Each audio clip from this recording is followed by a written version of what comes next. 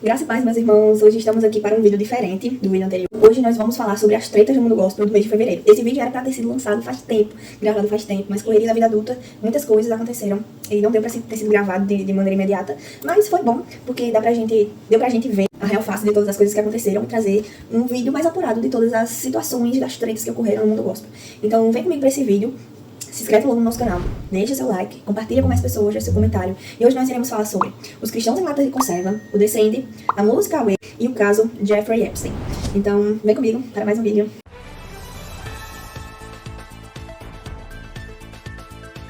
Nem tudo que reluz é cristão.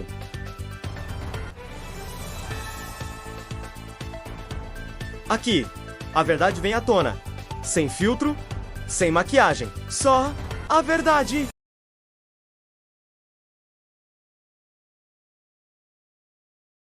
Vamos para a primeira pauta, o primeiro assunto, né? Que foi os cristãos em lata de conserva. O que foi que a gente viu ali nos desfiles de escola de samba? O que a gente vê ali naquele desfile não foi apenas uma expressão artística, como a maioria disse, é apenas expressão artística. Gente, mensagem simbólica e símbolos, eles comunicam ideias. E colocar cristãos e famílias dentro de uma lata de conserva é uma tentativa clara de retratar valores cristãos como algo ultrapassado, engessado, mofado, digno de ser arquivado pela história.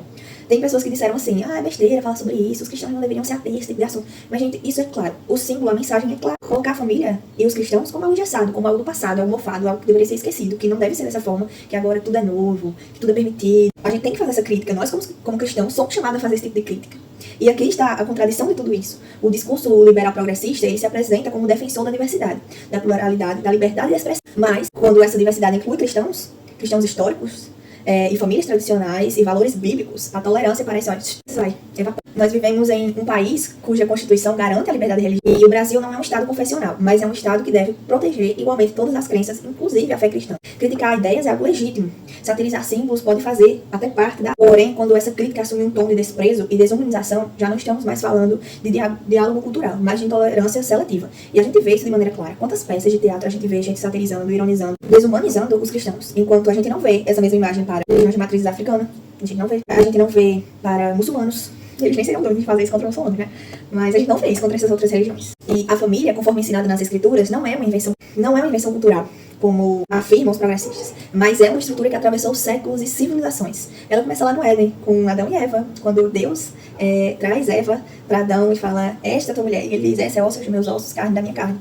A família começa. O pensamento progressista frequentemente acusa os cristãos de impor moralidade, mas o que vemos hoje é outra forma de imposição, a tentativa de constranger publicamente quem não se alinha à agenda cultural dominante. A mensagem implícita: você pode existir, mas apenas se aceitar ser tratado como nós queremos.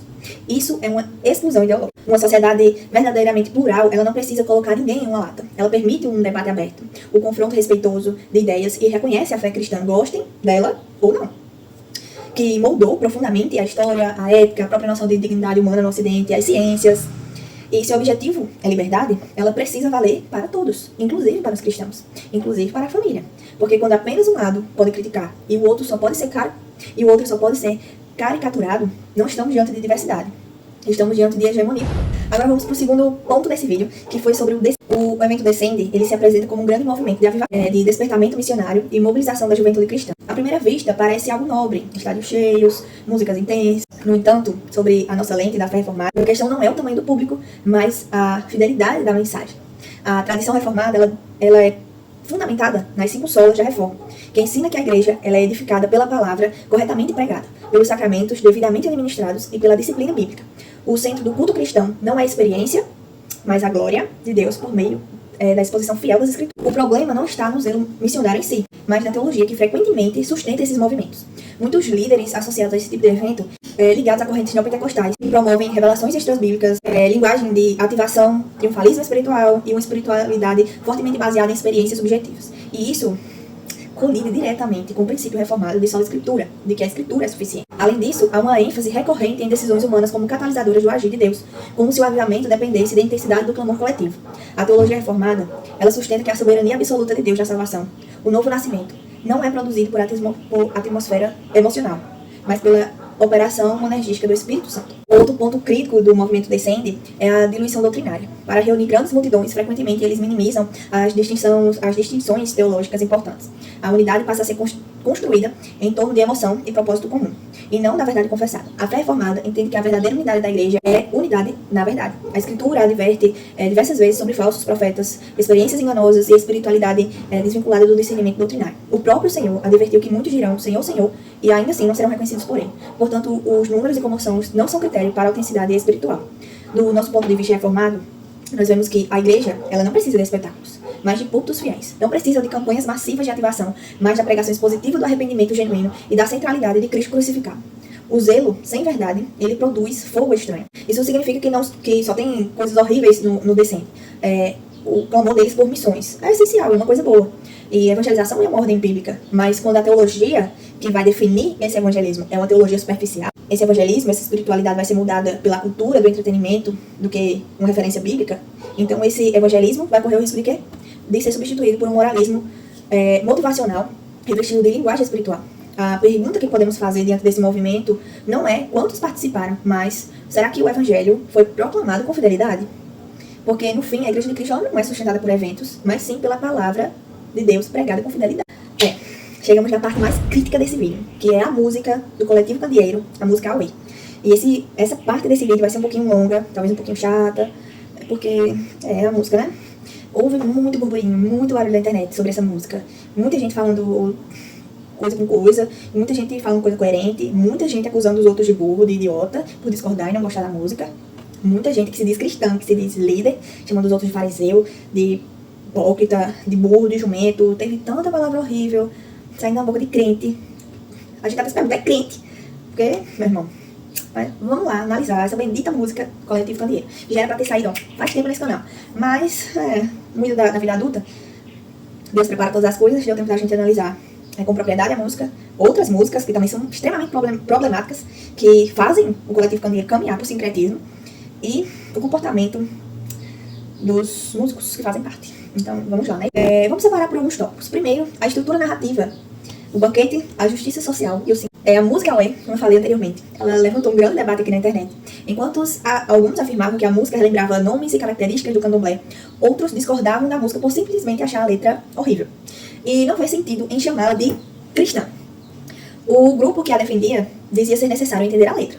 Um grupo dizia que era necessário entender a letra, a poesia, a arte, a cultura, ler vários livros, e até acusou os discordantes de xenófobos, de preconceituosos, de racistas, de fariseus, de hereges, de burros, de jumentos e tantos nomes horríveis. Teve até pastores xingando os discordantes na internet. Imagine aí.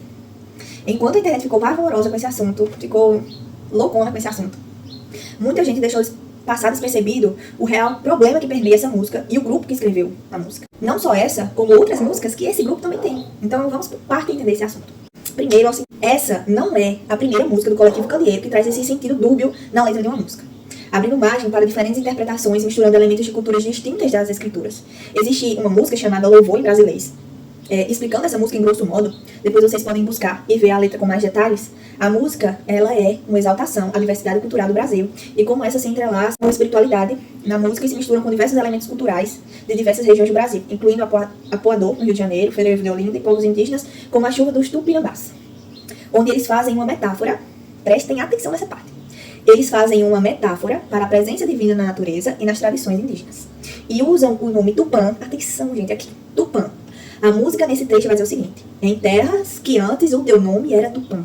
Tupã representa um deus ou entidade espiritual para povos indígenas, sendo usado para dizer que Deus, o eu sou das escrituras, é o mesmo dessa entidade de povos indígenas. Ponto problemático na música também, onde eles fazem alusão, onde eles citam, né, a escravidão, a resistência afro-brasileira e o simbolismo a Zumbi dos Palmares. E aqui nesse ponto que começa a nossa crítica a essa música. Você já vai entender essas músicas ditas culturais desse grupo. Assim como na música Louvor em Brasilês, que tem vários sentidos dúbios, sincretismo religioso escancarado, em Away nós podemos destacar um problema de cosmovisão gravíssimo, que essa é totalmente antagônica à Bíblia. E alguns aqui vão dizer, mas a música é baseada na parábola do grande banquete. O texto é em Lucas, tem que entender, tem que ler livros, tem que fazer mestrado, PhD, se formar, ter doutorado. E quem discorda é preconceituoso, xenófobo com a cultura nordestina. Meu irmão, vamos lá. Como a nordestina, que mora no meio da roça, que conhece um homem simples, um homem matuto, que vem de uma família paraibana, piauiense, que mora no interior da Paraíba, vamos entender que isso aqui não é xenofobia, não é preconceito com a cultura nordestina. Uma boa apreciadora de cuscuz, vamos lá ver que essa música, ela não foi feita pro seu Zé, que trabalha aqui na roça, aqui perto de casa, não. E nem para a Dona Maria, que mora ali no meio da roça. E pra Dona Maria e pro seu Zé, que mora no meio do mato, no canto mais escondido aqui da Paraíba. Essa música, ela foi escrita pra quem? Pra burguês. Para o intelectualzinho da internet. Para o intelectualzinho de esquerda. A música e o álbum vai trabalhar fortemente com essa ideia de denúncia social, de opressor versus oprimido, de estruturas injustas e a necessidade de transformação sistêmica. Essa moldura narrativa ecoa claramente categorias associadas a Karl Marx, especialmente o conceito de luta de classes como força motriz da história. É aqui, meu irmão, que você vai ter que prestar atenção nesse vídeo. Na perspectiva marxista, a realidade social é interpretada primariamente por meio do conflito estrutural entre dominadores e dominados. Essa leitura tenta reduzir os problemas humanos a categorias econômicas e políticas. A fé reformada, ela parte de outra antropologia, que entende que o problema central da humanidade não é primariamente estrutural, mas é moral, é espiritual. O pecado é universal, ele atravessa classes, culturas e sistemas. O opressor e o oprimido, eles compartilham da mesma corrupção humana, da natureza humana, do pecado que atingiu lá no Éden, na queda de Adão. Quando essa música enfatiza predominantemente ninguém se acostumou, alguém se incomodou, encaixa uma categoria de igreja burguesa, como se a igreja fosse burguesa, como toda pessoa de igreja é homem branco, que só tem gente rica, que só tem burguês, letrado. E o que a gente vê é totalmente o contrário, né? Essa música foi feita por burguês, por letrado. E o Zé e a Maria, nada. Só usar de massa de manobra, que é o que os esquerdistas gostam de fazer. Classifica a igreja como um sistema injusto, como causa fundamental do mal. E há o risco de deslocar o eixo da queda do homem, o pecado individual diante de Deus, para uma narrativa social. Outro ponto que podemos ver aqui, o deslocamento do evangelho, que é um ponto crítico, que é a ênfase que eles dão à libertação social como núcleo de esperança. Embora a justiça social seja uma implicação ética do evangelho, ela não é o centro do evangelho. Fora que a justiça social que nós conhecemos não é a justiça bíblica. E se você quer saber mais sobre esse assunto, eu vou indicar um livro. Espera aí, só estamos cheios de materiais para falar sobre isso com propriedade. Tá aqui. Porque a justiça social não é a justiça bíblica de Scott David Allen. Eu acho que eu já fiz uma resenha sobre esse livro. Mais na frente nós iremos trabalhar aqui no canal sobre o assunto político. Iremos ver de maneira detalhada a questão da justiça social, da política, esquerdismo, marxismo e tudo mais. Mas voltando aqui ao vídeo, depois da indicação, você pode adquirir esse livro. Ele é maravilhoso, muito bom de ler. Vamos ver lá. O que a tradição reformada vai nos dizer? Especialmente através de João Calvino, que sustenta que a relação do homem com Deus é o fundamento de qualquer transformação genuína da sociedade. Quando a arte cristã adota uma linguagem predominantemente política, corre-se o risco de transformar o evangelho em ferramenta de mobilização ideológica. A cruz deixa de ser o centro e passa a ser pano de fundo simbólico para um projeto social. Um terceiro ponto aqui que nós podemos destacar é a influência progressista e teologia contextual. O álbum ele vai dialogar fortemente com pautas associadas ao pensamento liberal progressista contemporâneo. Por quê? Porque ele vai criticar as estruturas tradicionais, vai trazer desconfiança a instituições históricas e a exaltação de movimentos de resistência cultural. Essa moldura dialoga ainda diretamente com correntes da teologia da libertação, que reinterpretou o cristianismo a partir da análise marxista da sociedade. O problema, no ponto de vista reformado, é metodológico. A escritura passa a ser lida através de uma lente ideológica prévia, em vez de ser a lente que interpreta a realidade. O risco não está em falar em justiça. A Bíblia vai falar amplamente disso. O risco está em redefinir o pecado, redenção, esperança a partir de categorias políticas. Um quarto ponto que podemos destacar sobre essa música é a estética do grito e a espiritualidade da revolta. A própria estética de Aue comunica indignação coletiva, clamor e ruptura. Não há problema bíblico em lamento ou denúncias proféticas. Os salmos estão cheios disso. Mas há uma grande diferença entre profecia bíblica e militância cultural. A profecia bíblica, ela confronta tanto reis quanto o povo pobre, tanto tirânicos quanto os pobres, tanto opressores quanto os rebeldes e oprimidos. Ela começa na santidade de Deus e termina na necessidade de arrependimento. Já a lógica da luta de classes tende a moralizar um grupo e demonizar outro grupo. A escritura, porém, afirma que não há justo nenhum sequer. Alô, meu povo. O comentário dessa música é longo. Um quinto ponto que podemos tirar é mais uma crítica reformada final, né? E do ponto de vista reformado, o problema central do mundo não é apenas a opressão estrutural, mas a depravação total, é o pecado. A solução para esse problema não é a revolução social, mas é a regeneração espiritual, é a redenção. A esperança não é consciência de classe, mas um novo nascimento. O reino de Deus não avança por polarização política e ideológica, mas pela pregação fiel. Quando a música cristã ela se aproxima demais de narrativas políticas contemporâneas, corre o risco de perder sua distinção profética e tornar-se apenas eco religioso de uma agenda cultural. Foi isso que aconteceu aqui nessa música. A pergunta reformada não é se a arte pode denunciar injustiças. Ela deve. A pergunta é: qual é o Evangelho que fundamenta essa denúncia. O livro que eu indico fortemente para que leiam como é que é feito esse disfarce, como essa ideologia marxista se infiltra na igreja. Ah, gente, maravilhoso. Vai dar pra ver de maneira clara isso aí no meio dessa música. Outro Evangelho, uma resposta ao cristianismo progressista. Então, leiam esse livro. Super importante. Se a resposta de qual é o Evangelho que fundamenta essa denúncia não for o Cristo crucificado e ressurreto como única esperança definitiva, então nós temos o quê? Moralismo social revestido de espiritualidade. Mas não necessariamente o Evangelho histórico da Reforma. O álbum em questão que nós estamos aqui conversando, tratando, ele ainda vai trazer outras músicas que escancaram o ecumenismo, como a música O Velório da Solidão. Acho que vocês já viram por esses trechos aí. E em algum trecho da música diz: na mesa tem tudo, branco e tem preto, tem homem e mulher, e quem tem outro jeito. Quem reza, quem ora, quem cala e quem treta. Continuando ainda vai dizer: a mesa é para homem, menino e mulher, e para aquele que ainda nem sabe o que é. E a mesa é para todos, é verdade. Para todos aqueles que dividiram o pão com Jesus e negaram a si mesmo, que morreram para si mesmo. E quem não morre para si mesmo, não senta à mesa de Cristo. Na mesa só tem aqueles que foram lavados e remidos pelo sangue do Cordeiro. Essa é uma teologia da porta larga, da teologia inclusiva. É óbvio nesse trecho. E para terminar, esse assunto aqui dessa música, porque tem muita coisa e às vezes a gente até se estressa com isso aqui, vocês já estão calejados de ver o assunto dessa música aí, já passou. Para terminar, vamos refletir na seguinte verdade. Quando o Evangelho é lido por meio de lente de opressão social, não é mais o Evangelho. E para uma análise mais ampla, nos acompanhe no Instagram. Lá, nós já iniciamos uma série de estudos sobre cultura, sobre indicações de músicas que têm cultura brasileira, sem negociar a verdade bíblica, que comunicam a verdade de maneira clara, e também uma análise completa de como a música Rockmaker, preste atenção, essa música é boa. E essa música vai confrontar a música Away. Vocês vão ver, eu fiz uma análise. Teve gente que pegou a música de palavra antiga Rockmaker e usou pra passar pano pra essa música Away. Não é Nanina, não.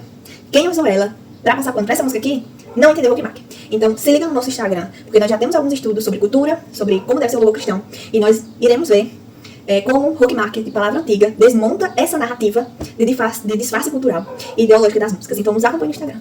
Vá lá e me siga no Instagram. Agora vamos para o último ponto do nosso vídeo, que é o caso Jeffrey Epstein. O caso Jeffrey Epstein é, por si só, um retrato sombrio da depravação humana. Vocês sabem que eu gosto muito de casos criminais e como a gente pode tirar lições e reflexões através das escrituras sobre isso. E não vai ser diferente com esse caso, por isso que eu quis trazer ele, porque diante do caso eu vi uma citação, algo que estava lá nos documentos, que a gente pode ter uma lição aqui, que a gente pode ver, ter algum ensinamento. Então vamos lá. Esse caso é a depravação humana escancarada, não é?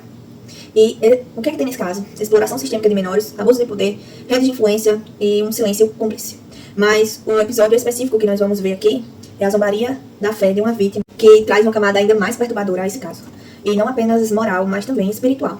Porque, gente, tudo envolve o espiritual, tudo. Nós vamos ver isso aqui nesse caso. Um dos documentos tornados públicos no caso de e-mail, em que Epstein relata com ironia que uma jovem vítima mencionou sentir a presença de Deus e confiar que Jesus cuidava dela enquanto ela sofria... Não vou ficar falando esse nome repetidas vezes, pra o YouTube não tinha que ser chato pra gente. Ele vai responder com whoops, que é uma sigla em inglês, um deboche frio, diante da única esperança que aquela menina tinha naquele momento de vulnerabilidade. A resposta recebida é ainda mais grotesca. A sugestão de que ele se vestisse como Jesus diante dela. Epstein não rejeitou essa ideia e aprovou como um grande truque. Isso aqui não é apenas perversão moral.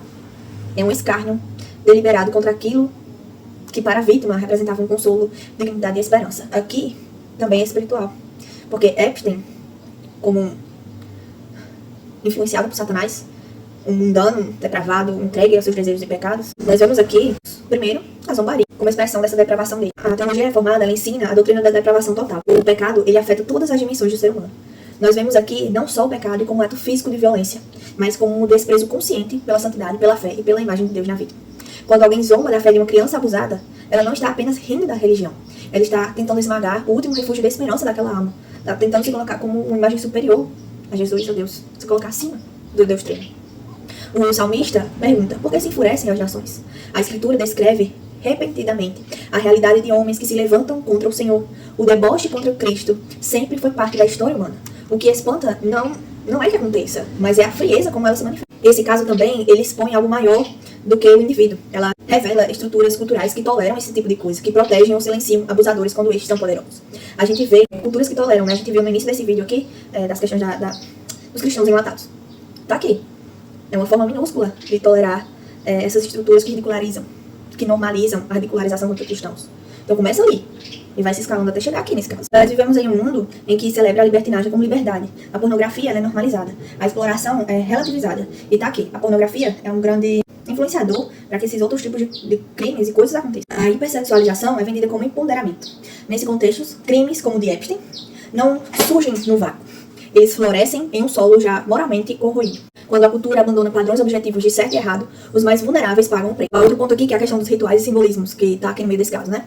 Há algumas alegações amplamente divulgadas envolvendo simbolismos estranhos e referência a práticas obscuras associadas ao círculo de Epstein. As escrituras condenam explicitamente práticas idólatras e sacrifícios humanos associados a divindades como Moloque. Independente de qualquer alegação específica, o princípio bíblico permanece. Deus abomina a exploração, a violência contra crianças e qualquer forma de sacrifício humano. E como nós, como cristãos, devemos agir diante desse caso, diante de injustiças como essa? Não é um pânico, nem teoria conspiratória. É uma fidelidade corajosa. É ser contracultural. E o que ser contracultural significa? Defender a dignidade absoluta da vida humana, especialmente dos vulneráveis. E isso começa onde? No ventre. Combater sistemas que exploram sexualmente mulheres e crianças. Aqui está com o combate à pornografia. Há uma cultura hipersexualizada, há crianças com roupas de adulto, há crianças fazendo dancinhas na internet. Exigir justiça sem parcialidade e proteger as vítimas em vez de proteger reputações. Historicamente, cristãos que viveram assim mudaram culturas. Nós vemos diversos cristãos que mudaram a cultura onde estavam inseridos. Nós temos o William Carey, que ele enfrentou práticas como o Sati na Índia, contribuindo para a sua erradicação. O que era o Sati? Era a prática de quando o marido morria, queimavam-se as viúvas juntos com o marido. Então a viúva estava ali, viva, inteirinha, era uma jovem. O marido morreu, toca fogo nela junto com o marido. Então William Carey, ele lutou contra essa prática, que era defendida culturalmente. Amy Carmichael. Ai, obrigada pelo céu. Muito obrigada.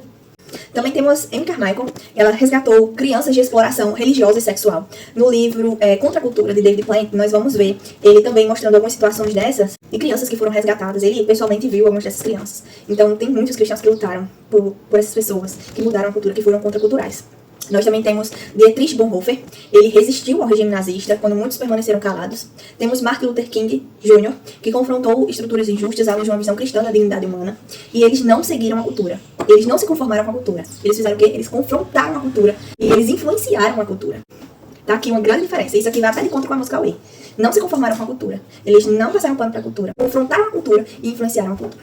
O quinto ponto é o evangelho como base de resistência. A indignação cristã, ele não nasce simplesmente do moralismo, não nasce do moralismo, mas da convicção de que convicção bíblica, de que todo ser humano carrega a imagem de Deus. Quando uma menina que foi diz que sente Jesus cuidando dela, isso revela algo muito profundo. Mesmo no abismo, a graça ainda alcança. A zombaria de Epstein não anulou a fé da vítima. Pelo contrário, revelou a falência espiritual do próprio agressor. Nós cristãos somos chamados a denunciar o mal, a apoiar as vítimas, a exigir justiça, a viver pureza em uma cultura sexualizada e a proclamar que há juízo e há redenção. Ser contracultural não é gritar mais alto do que o mundo, é viver de modo santo em meio a tanta corrupção. Casos como o de Epstein não são apenas escândalos criminais, são um espelho da condição humana sem Deus e também a oportunidade para a igreja demonstrar que existe outro reino, onde crianças são protegidas, a verdade importa e Cristo não é objeto de escárnio, mas é o Senhor, o Rei, o Soberano. Então, é isso, pessoal. Espero que vocês tenham gostado desse vídeo. Essas foram as tretas do mundo gospel do mês de fevereiro. Então, se tiver mais assuntos, mais conteúdos para os próximos meses, comentem aqui nesse vídeo. Compartilhe com mais pessoas, se inscreve no nosso canal. Que Deus te abençoe. Nos siga também no Instagram. Lá nós iremos continuar nossa série sobre cultura, louvor. Iremos falar sobre a música rockmaker. Iremos soltar outras coisas sobre essa música aí. E iremos estar falando sobre as tretas do mundo. Então é isso, gente. Deus te abençoe. Até o próximo vídeo. Tchau!